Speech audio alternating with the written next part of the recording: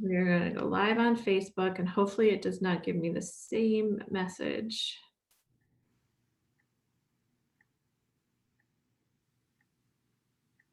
Okay, choose where you want to go on Facebook. I don't know why it's doing this. In a group. Now I can do it. Yay. Okay.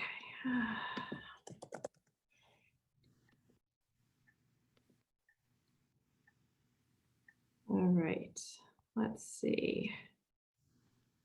It's spinning and thinking. That's good, hopefully. That's your bank, yep. Spinning and thinking. I'm just gonna post in the group.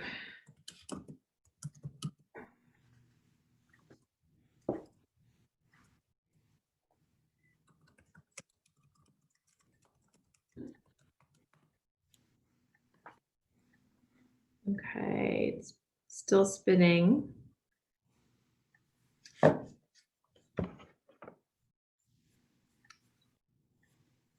live on Facebook, come on. Let's see. Just gonna pull it up because maybe we're live and I don't know it. Let's see. No. Are you on Facebook by chance as well? Can be. I was tagged in a post. I see that, but not live yet. Oh, it says live preparing still. Yeah, it might take a couple minutes. So we've been doing this these like weekly 15-minute like wellness presentations with the Puerto Rico Flute Symposium. So I just recently discovered how to do Zoom over Facebook Live, and we were having the same problems on Sunday. Oh, really? Like, for some reason, the account settings changed, and we weren't able to live stream anymore. So I don't know if someone went in and changed them, but I didn't realize like where the account settings were because they were just always set up to go live. So it took us about 15 minutes to go back and find where those were and be able to live stream. I don't know why it's saying, I mean, it's never taken me this long to go in. So weird. The fact that it says it's still preparing is kind of annoying. Let me just go into my Zoom account and see if settings. Still says preparing.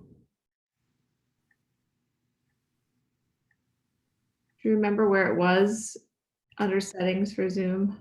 Yeah. Well, if you're able to and it's buffering, it should be okay. I didn't even see the option when it was turned off to live stream on Facebook. Okay. So it might be maybe an internet thing, but your internet seems fine. Let's see.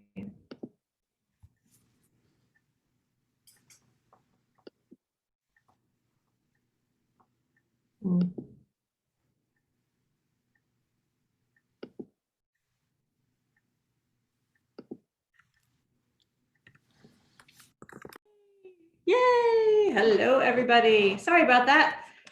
My newer computer didn't want to do it. My older computer that's barely hanging on for life apparently wants to allow me to go live, but the new one, forget it. So welcome, Francesca. I'm so excited to have you in our group today to talk about your experience, what you have done in terms of your research, and also what you've done with Musicians Health and Wellness, which is huge. So I love the fact that Musicians Health and Wellness is getting a lot more attention than it ever did when I was going through all of my issues years and years and years ago. It's still nowhere near where it needs to be, like nowhere near where it needs to be, but there are so many more people advocating for it, and we're bringing so much more awareness to it. And your research that you did really, I think, needs to go to every conservatory so that the educators can see what's really going on. What's really going on. I think it's so important. So tell everybody a little bit about yourself. Introduce yourself. Tell us all the good details about who you are and what you do and that kind of thing.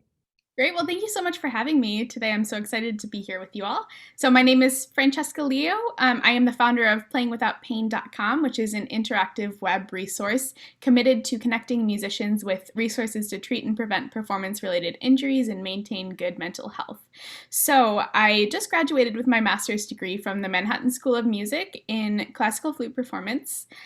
Before that, I was an undergraduate student at Bowling Green State University, which is where I conducted my research study and also where I experienced and finally started to seek treatment for my performance-related injury. So I've been playing the flute for about 14 years, and I first started experiencing performance-related pain when I was 16, which is So young. young. Yeah, so at that point, I was in high school and I was definitely an overachiever. I was involved in almost anything music related because I loved it so much. I was in pep band, jazz band, symphony band, marching band, like flute choir, everything. So I was always playing my flute. And at that point, when I was experiencing the pain was primarily in my forearms, I really didn't know what to make of it because I had never heard of musicians getting injured before. And I quite frankly didn't think it was a possibility at that age, just because I've never heard anyone talk about it. And so during one of my early doctor appointments with our primary care physician, I brought up the pain in my forearm when I was playing my flute, and I was basically given the diagnosis of forearm tendonitis and then told to go rest and ice it and stop playing.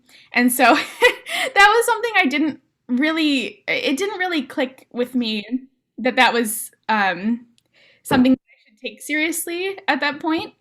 So I just kept on playing because I was a little bit stubborn and I just loved the flute so much. So I just completely kind of ignored that. And so it led to my injury getting a lot worse. And I really never took breaks, which was another thing that I learned much later on was so important in terms of managing and healing from performance-related pain. So my injury started spreading. I started getting really severe pain in my shoulder, my left shoulder primarily, when I was in undergrad. It was a really stressful time. I was dealing with a lot of things mentally and emotionally that I didn't really realize at the time, but looking back now, I now realize that was a huge component in my injury, and it was preventing me from taking care of myself.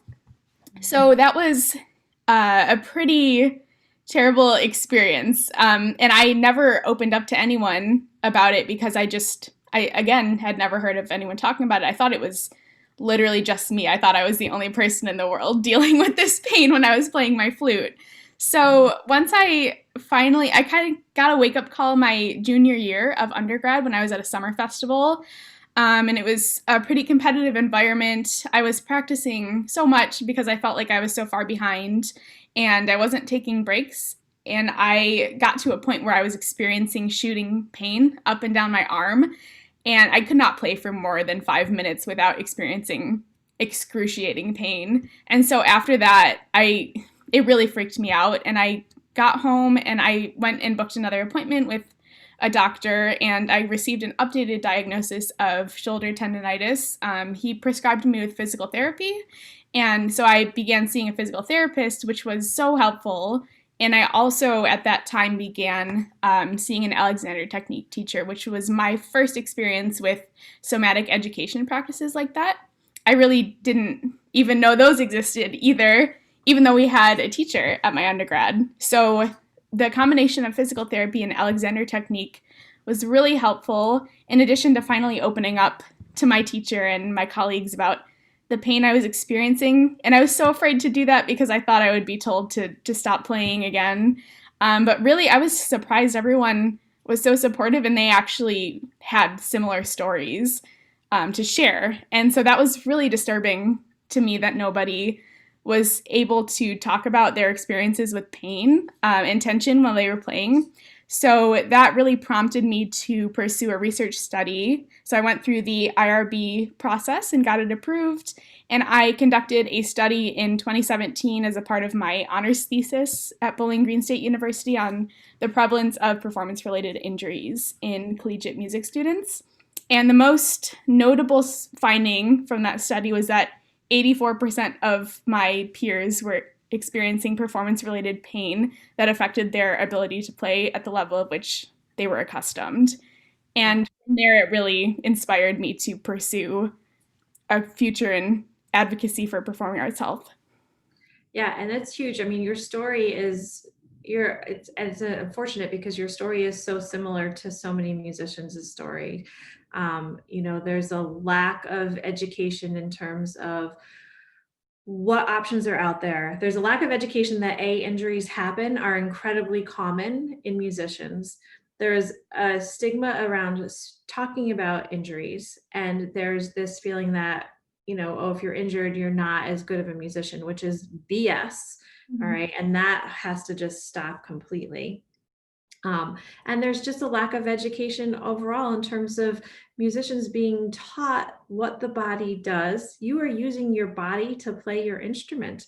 So you have to understand it on some level, and that education needs to start at the collegiate level or even younger. Like if you're pre-collegiate and really serious about a career in music, these are things that musicians need to learn, but they're not taught. They're not taught. We're not taught any of this stuff. I never was. You obviously never were, and to realize that there's all these different things out there that you don't even know about, Alexander technique, all these different things. Like those are huge, like just to have the awareness that, hey, there's a bazillion different things out there that can actually help me, which is going to help me the best, and having a path and some guidance to figure out exactly what will work for you, because it's not the same for everybody. It's definitely not the same for everybody.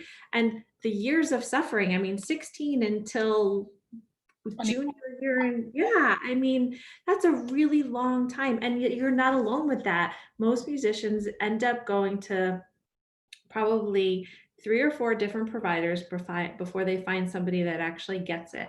And this is one thing I just talked about when I spoke to the orthopedic docs and the orthopedic therapists. I was like, this is what your musician does not want to hear.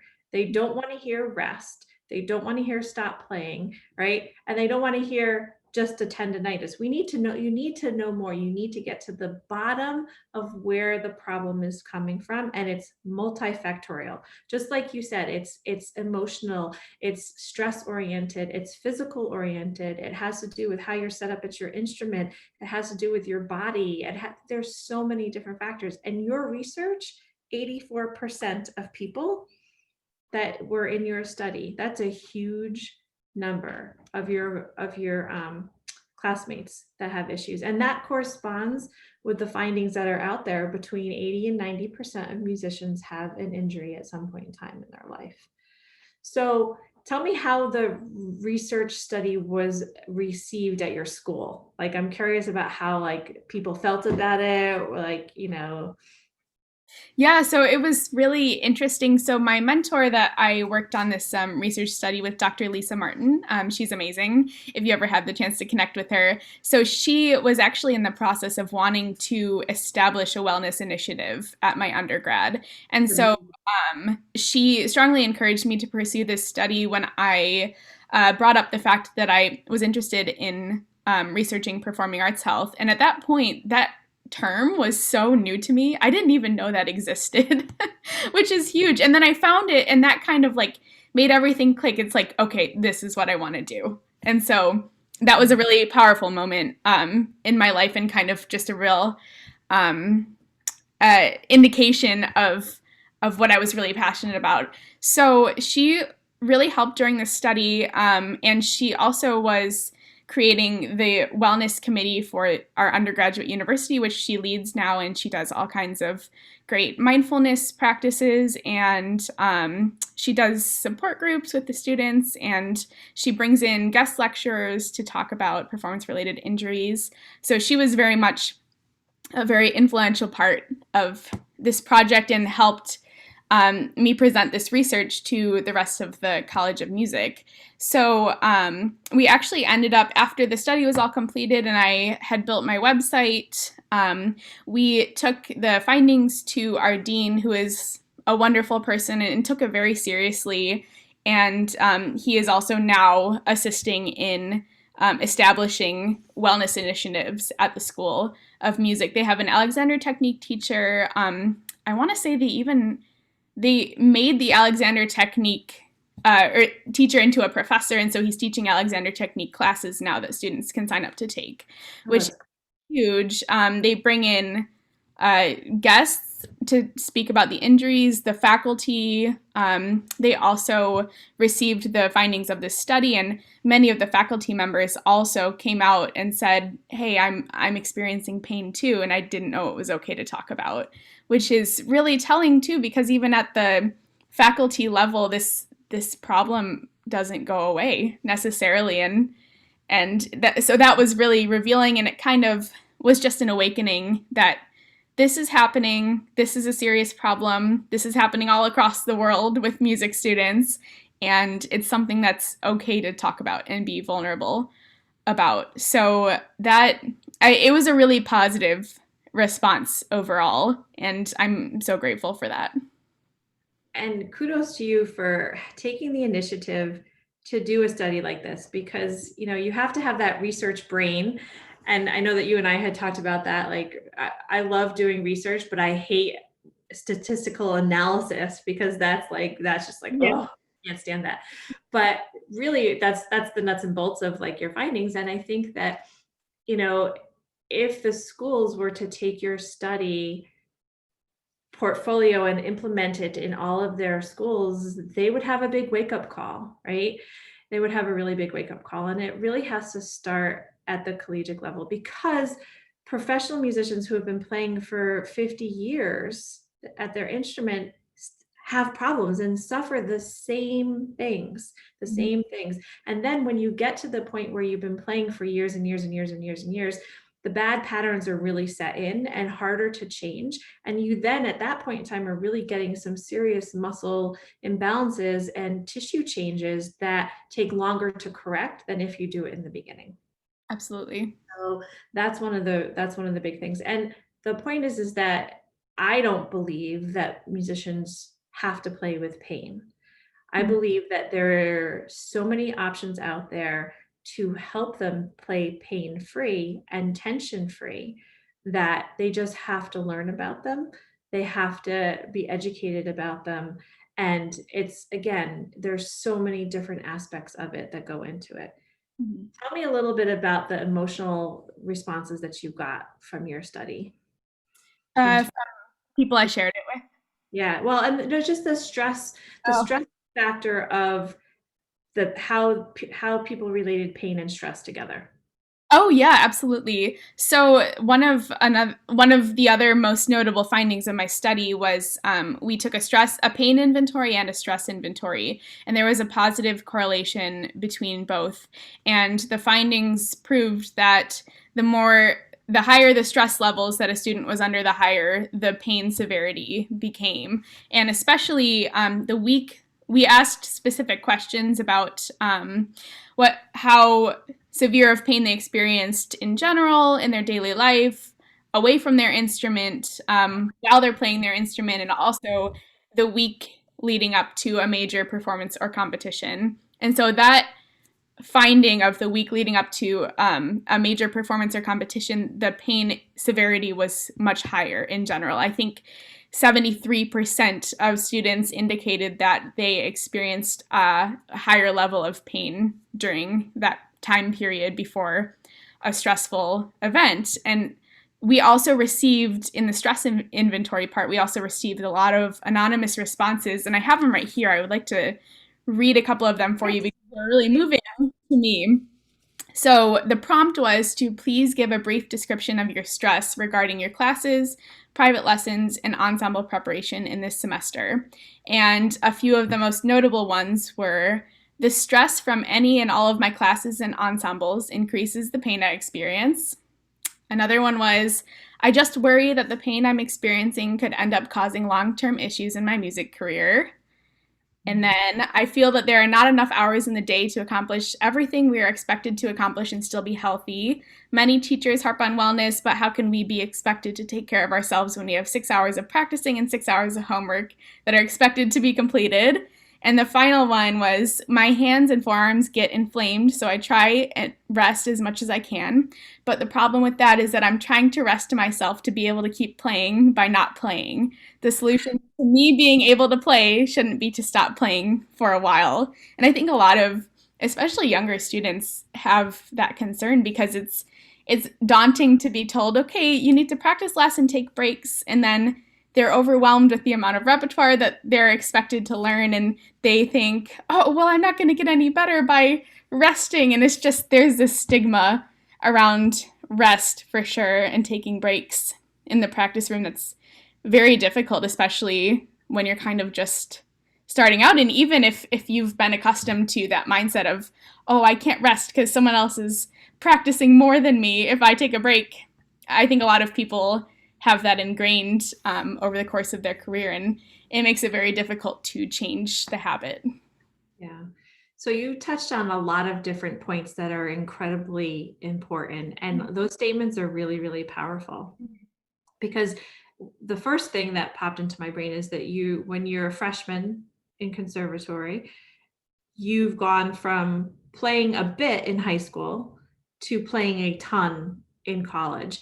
And for most people, I know for me, it was a huge bump up in my playing. I didn't have injuries at that point in time, but I'm surprised I didn't because of the huge increase in playing time. Under the stressors of all of your classes, a huge life change, you're now at college, things are completely different. All of those things, as exciting as they are, they're very stressful. And all of that energy that goes into our body, where does it go? It gets stuck in our body, like it has to come out. So that's one of the big points, is that, there's a huge change in a student's life when they go from high school to college, right? Music school, conservatory, is not like regular school, liberal arts school, where you have 4 or 5 classes in a week and then that's it. You're in music classes all day long, between your music theory, your music history, your ensembles, all this stuff, and then you're practicing on top of it. Right. And then you're playing in other people's recitals and performances, and there's all this fun, great stuff. But at the same time, it's overload. It's like a ton of stuff. So the pressures are huge. And to your point, it doesn't really get addressed in terms of how to fully handle it. And some of it's a little bit unrealistic, probably from a school's point of view. You know what I mean? Like it's a lot. It's a lot to put on students. Mm-hmm. It's a lot to put on students. And I'm a big, huge believer that for every thought and feeling we have, there is a physiological reaction to that thought and feeling. And we hold that in our body somewhere energetically. And it's a matter of, some of those thoughts are good. They raise our vibration up. They help us. They empower us. Some of those thoughts are bad, like competitive energy, comparison energy, feeling like we're not enough, feeling like we're not getting enough done, or we have to get more done. Those are all things that bring us down energetically and make us more tense physiologically and all those things. And that's a huge thing in music school and throughout music career, is that competitive comparison energy. And there's a way to heal that, but it takes a little bit of work, and it takes knowing how to heal that. That's one of the things, and again, it all comes down to talking about this, talking, bringing more awareness to this. So tell us, you're doing a whole wellness program with the Puerto Rico Flute program. So tell me how you got involved in that. Sure. So right now I'm on a couple of different committees, which is so amazing. I'm so grateful to have these opportunities. So I'm a member of the National Flute Association Performance Healthcare Committee. I've been on there for 2 years. And I also recently joined the Young Professionals Committee for the Performing Arts Medicine Association. We're working on some really exciting stuff, so I can't wait to share it with everybody once we're allowed to. And then the Puerto Rico Flute Symposium. So I was one of their guest artists for their first annual symposium this past summer, presenting on my research and my Playing Without Pain project. And I've also done a couple other projects since then, not official research studies. It's just been the 2017 one so far, but I'm hoping to do more in the future.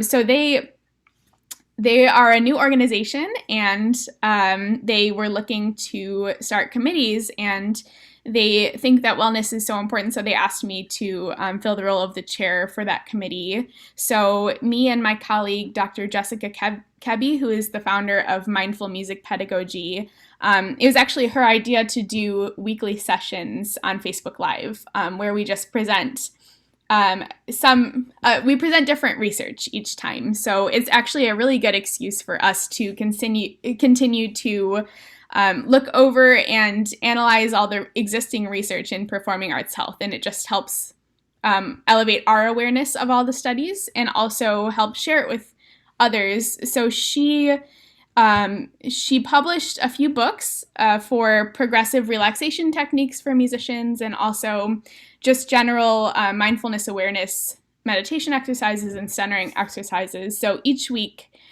I talk a little bit about research, she talks a little bit about her research on a certain topic, and she leads us through some breathing exercises.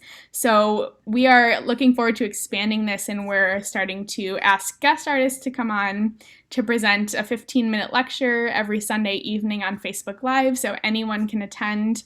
And it's been a good check-in for the end of the week or the beginning of the new week, especially since we are geared mainly towards collegiate students. So our intention was to provide a little bit of a reminder to incorporate wellness and mindfulness as you move forward in your week, and especially now ending the semester, which can be a really stressful time. Yeah, end of the semester is tough for everybody with juries and that kind of thing. And, performance anxiety is another big, huge one that keeps into the entire aspect of things. And I was just speaking to somebody last night actually about her take on performance anxiety. And I never experienced performance anxiety before performance. I always had it after, which sounds really strange, but I would get excited to go out and perform. And then as soon as I walked off stage, I would turn purple, like literally my face would get completely flushed and I would start shaking. Oh my gosh. So it was like that opposite, like it happened after the fact rather than before the fact. So it was just a strange thing. But we were talking about this is some weird anomaly, but she said, I said, what percentage of people do you think experience performance anxiety? And she was like, probably at least 98% of people. Mm. So what is your thought on that?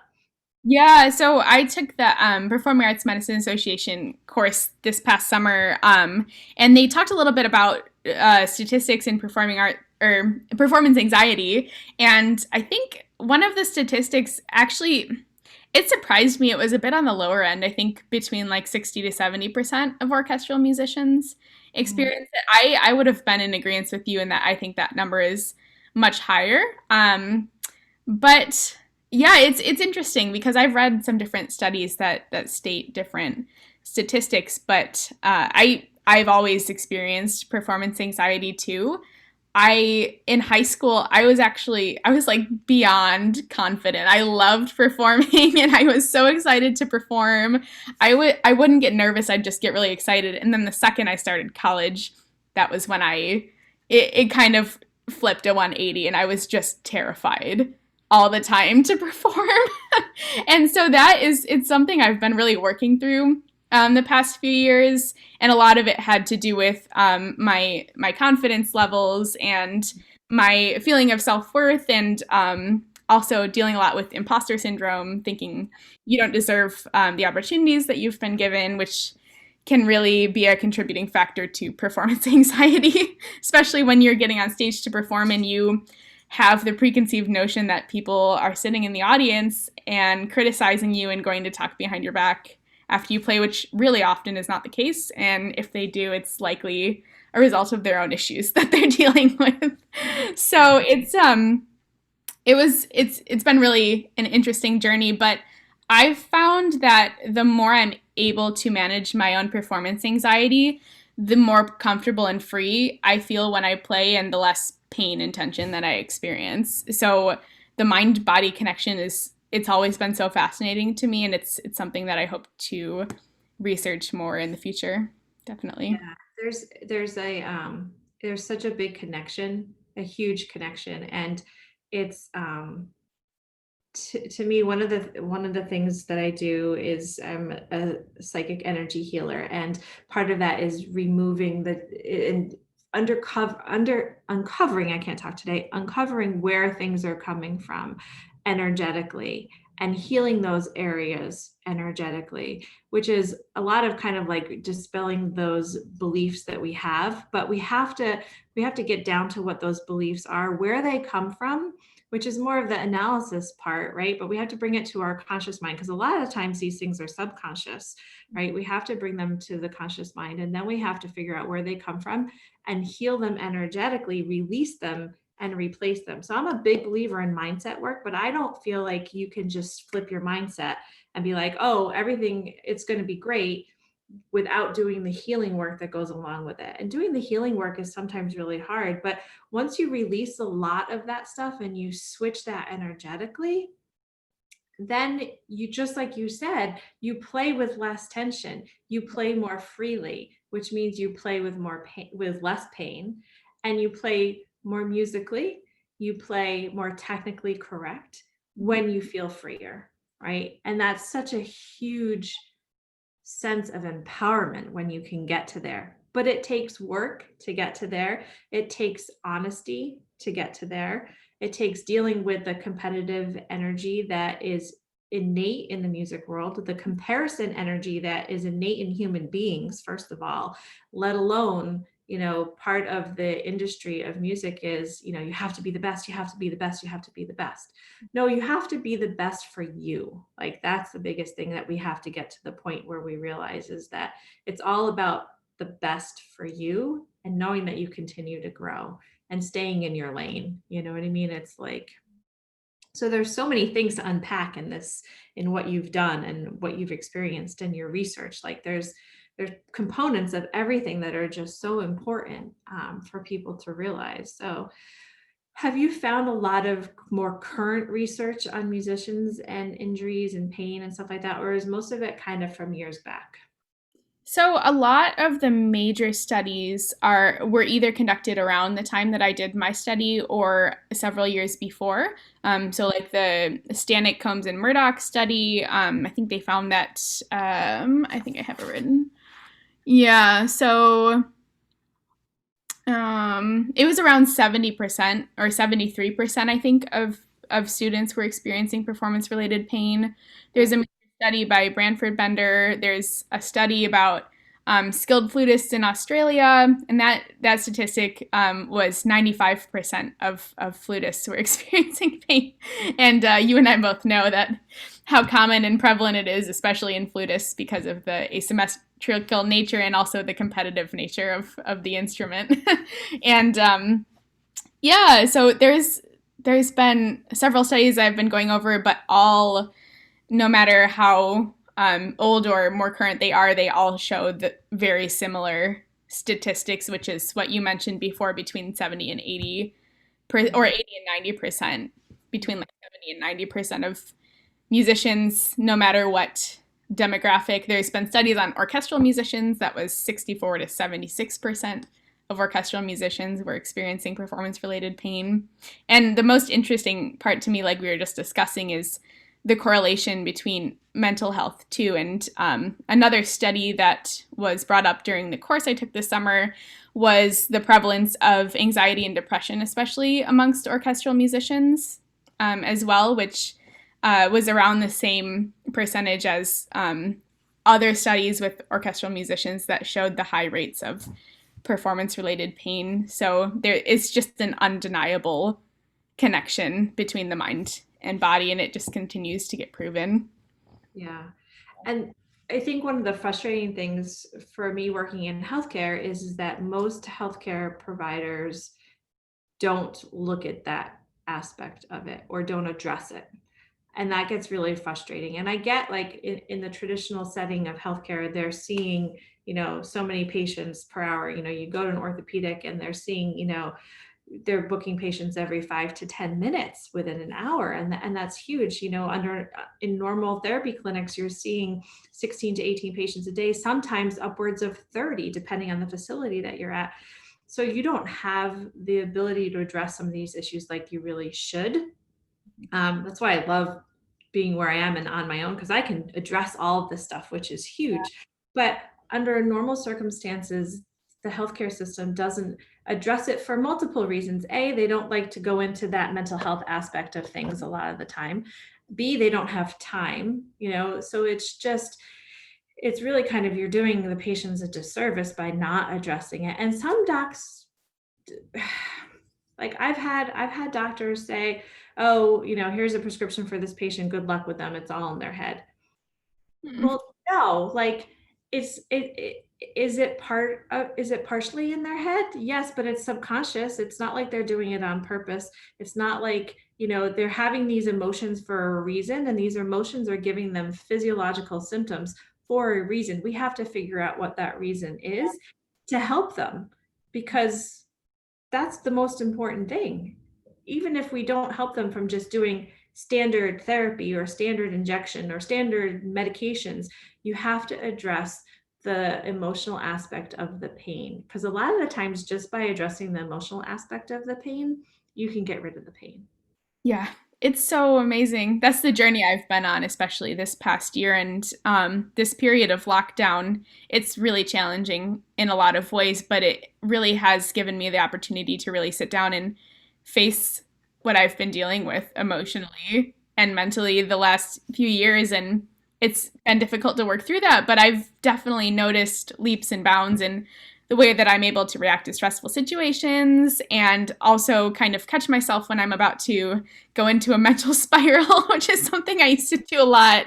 And I've also definitely noticed a huge improvement that when I do the mind and the emotional work, that I feel less physical pain in general. Yeah. And it's one of those things that can be scary to kind of dig into those things that a lot of people don't necessarily want to dig into, or maybe not even know how to dig into, and but the more we do the inner work, the better things feel all around, and the more in alignment we are with who we are and what we're doing, which is really important. So I think, to your point about when we were talking about the research stuff, it's interesting because it just goes to show you that the studies from, say, the 70s and 80s, 90s, the findings are the same as they are current. So what does that tell us? That tells us nothing is being done. Yeah. Right? That tells us nothing is being done to address this issue. Now, if these were athletes, it's a totally different story, right? But and part of that is society dumps a ton of money into athletes, and they have their whole posse of people to help them and to educate them on this and to take care of them. Musicians don't, but musicians are athletes just as much. It's a different type of athleticism, but it's still athleticism, and it needs to be treated the same way from that whole mind, body, spirit aspect. There's this whole mental state of the high performance athlete, and mentally being at that performance space. Why is that not talked about for musicians? Why is taking care of your body not talked about for musicians? Why is making sure that your body is set up for your instrument in the most effective way possible between your body, your specific body, and your specific instrument to help prevent injuries? It's never talked about. Yeah, it's interesting. And I know a lot of people now are aware of it, just because it's being talked about so much more.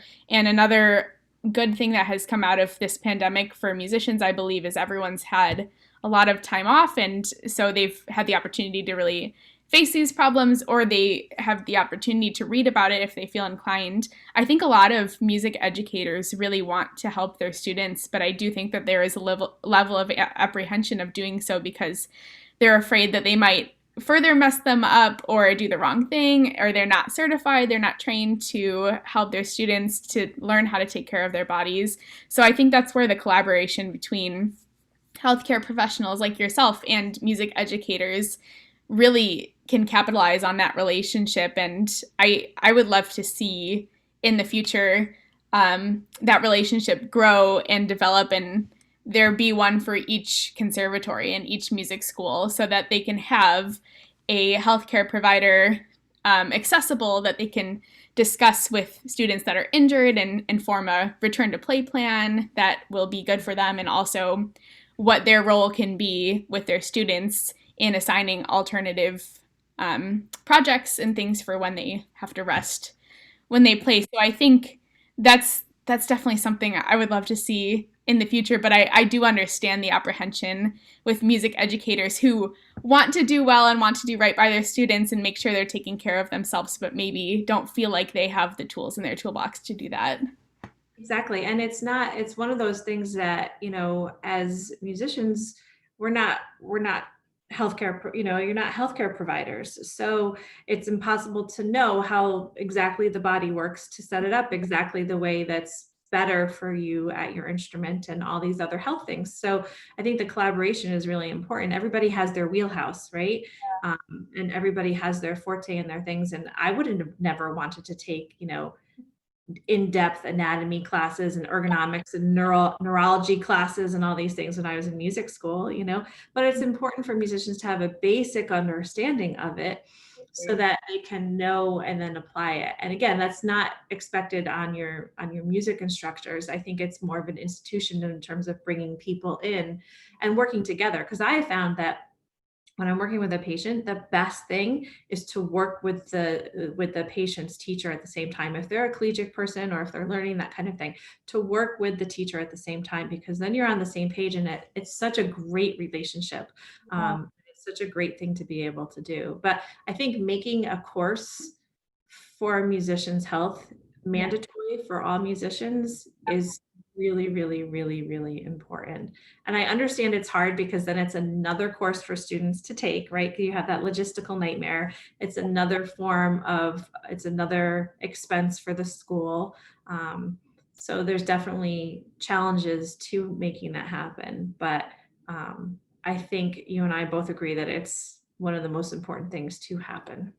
Absolutely. And I think they could take out an elective in the curriculum and they could make the performing arts health course mandatory.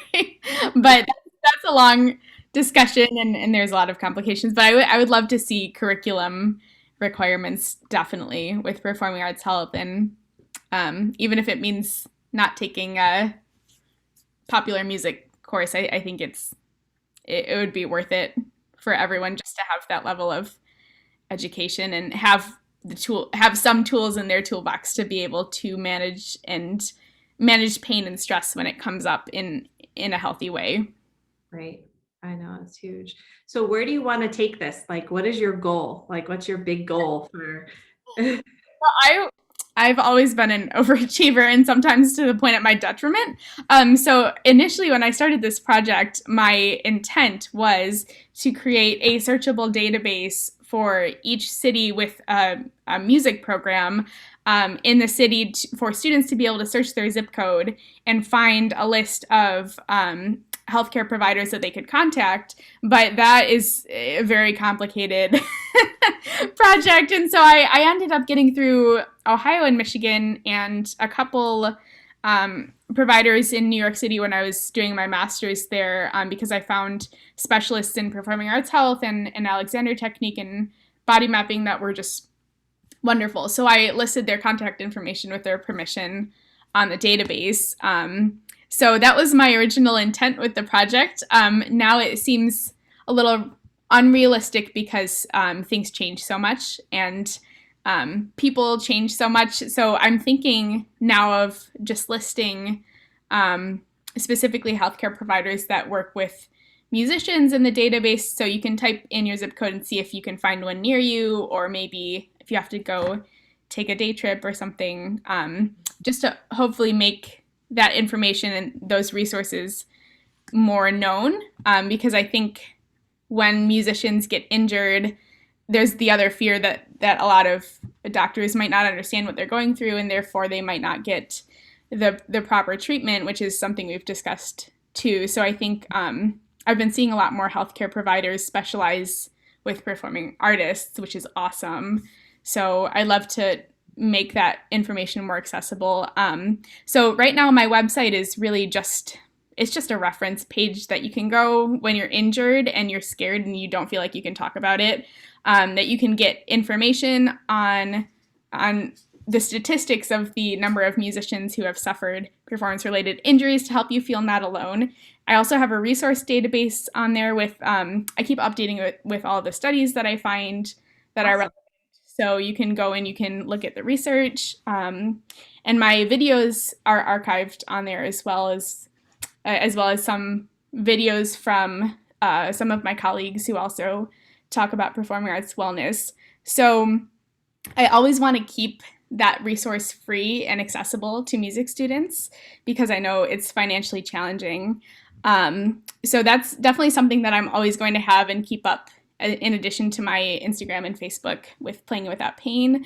And right now I'm pursuing a certification in body mapping, so that'll take me a couple years.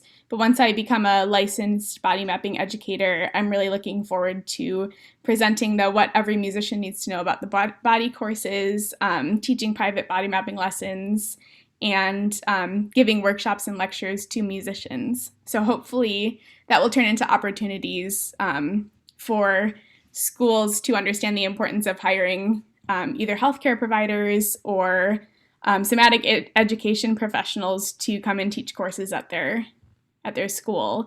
So I I have a lot I want to do. Yeah, I'll leave it at that.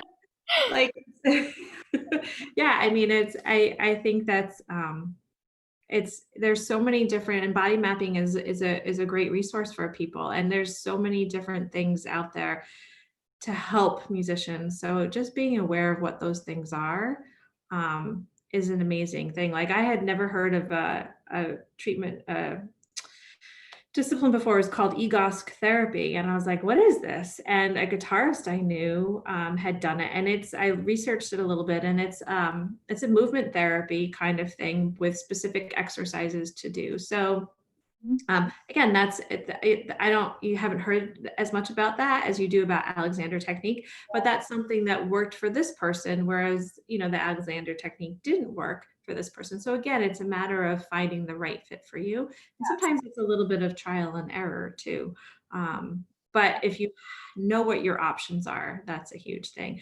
And to your point before, you said, that there's more people out there specializing and working with musicians. I think that is incredibly true. I think the one thing that we always have to think about when we're an injured musician is, do they understand musicians? Because when I was injured, I went to people who specialized with musicians, and phenomenal surgeon in New York City, hand therapist that was well known for working with musicians. But they were not musicians themselves, so they didn't understand fully what was going on and fully what the needs of a musician are and all the things that go into it, all those different components. Yeah. So things that I needed that I know now that I didn't know then, I never received, because though they were great providers, they were not musicians as a provider. Does that make sense? Yeah. So I think it's great that there's a lot of people that want to work with musicians and that do work with musicians, but they have to make sure they do their due diligence in understanding musicians, learning about the instruments, because you have to understand the individual instruments in order to help change things at the instrument in terms of body mechanics and that kind of thing. So, but there are more musicians that are working in healthcare now, which is great. Yeah. Because I think that's like the best of both worlds. That's you get to have your cake and eat it too. Yeah. Which is amazing thing. So, so thank you so much for everything. Is there anything you want to leave us with? Because I know that we've been talking for a while, so I don't want to take too much of your time. Thank you so much for having me. This was a wonderful experience, and the work that you're doing is so important too, and all of us musicians really appreciate it. So I'm looking forward to staying in touch with you and seeing what other things that you're working on and the courses you're creating and everything. That's really exciting. So Thank you. Well, I'm super excited to stay in touch with you and learn more about what you're doing too, because I think the more of us that are advocates for health and wellness with musicians, that when we work together, we're going to get more done. yeah, absolutely. The collaboration is key. The collaboration is key. And again, there, I know that there's some people out there that have that competitive energy with doing what they're doing, and that there's no space for that. Like, we want to get rid of competitive energy. You know, there's it's a competitive energy is a lack mindset, really, is what it comes to. It's a lack energy. And that that means that there's not enough for everybody, and there's not enough space for everybody, and there is, you know what I mean? And the more that we all work together that are passionate about this, the more change can happen, because clearly when you look at the studies clearly show nothing has changed in the Yeah. prevalence of musicians and injuries between the 70s and current day today, Yeah. right? It's still a pandemic. Yeah. Musculoskeletal pandemic. Skeletal pandemic. I know. I thought about that last night. I was like, this is a pandemic. Maybe I Yeah. should name my course the pandemic. I don't know. So keep doing your research. I'm excited to see what you continue to do, and let's, touch base again and have you back on here again. And if anybody has questions for you, please drop them in the comment section, and we can make sure that we go back and answer them, and follow you on your page and on your Instagram. You want to just kind of tell people what your stuff is? Yeah, so my Instagram is at playing without pain, and my Facebook page is the same. It's www.facebook.com/playing without pain.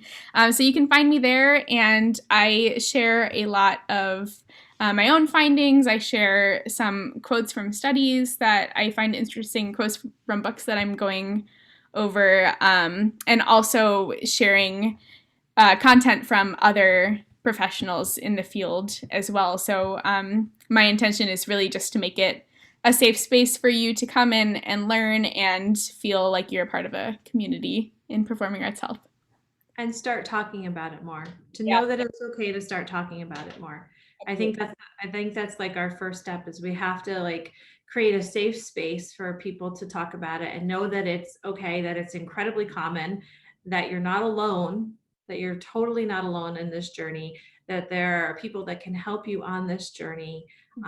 And it's okay to talk about it. You're not any less of a musician if you have an injury. You're a normal musician if you have an injury.